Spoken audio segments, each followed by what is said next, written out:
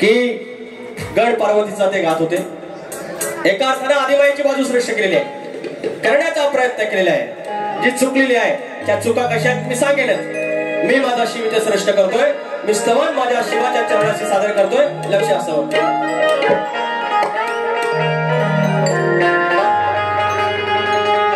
लहानपणापासून तुझ्या पुढा बसून, लहानपणापासून तुझ्या पुढा बसून शिवा केली मी उपासना, शिवा केली मी उपासना. देवा तुझ्या पुढे, शिवा तुझ्या पुढे माझी ही याचना. हो शिवा तुझ्या पुढे माझी ही याचना.